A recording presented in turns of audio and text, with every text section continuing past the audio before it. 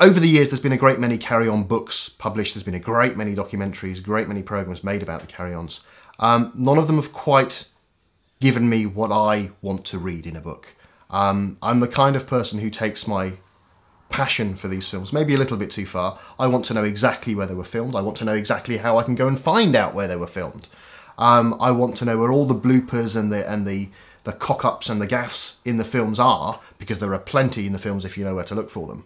But not from a cynical, nitpicking point of view, to really bring the films alive and to enable the community of Carry On fans that have grown up over the years on the internet to find another way of celebrating these wonderful pictures.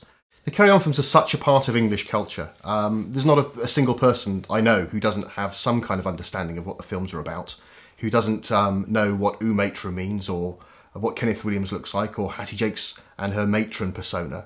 The Carry On films are something that are ingrained into British culture. They're ingrained into everybody who lives in this country. You can't turn the TV on without seeing a Carry On at least once a day. They're everywhere. I really grew up with the Carry On films. They were such a part of my childhood when I was growing up. My parents, obviously, I used to watch the Carry On films with my parents, with my grandparents, and now that I've got children of my own children sit and watch the films quite happily with me. It's something which spans generations. It's something which appeals to everybody at some level. There's slapstick humour in there for the kids. There's sauce and innuendo for the adults.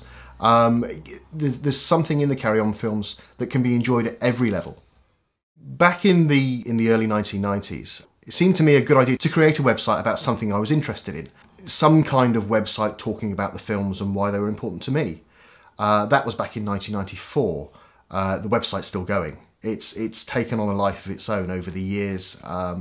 We get in the region of 10,000 visitors a week even now. In the late 90s, when there was talk of a new Carry On film being made, we would get 100,000, 200,000 visitors a week. There have been a number of different books about the Carry On films, but none of them have gone quite down to the level of detail in terms of the niggly little bits of useless trivia that keep proper fans discussing these films over and over again on web forums and down the pub with your mates. We've got timings for every blooper and gaff that I and the community of Carry On fans via carryonline.com and thewhipitin.com have found over the years. These films have been gone through with a fine-tooth comb by myself and a number of other people to look out for all the bloopers that you might not have spotted, to look out for all the little bits of trivia that connect one film to another, to look out for the locations that are used in every single film.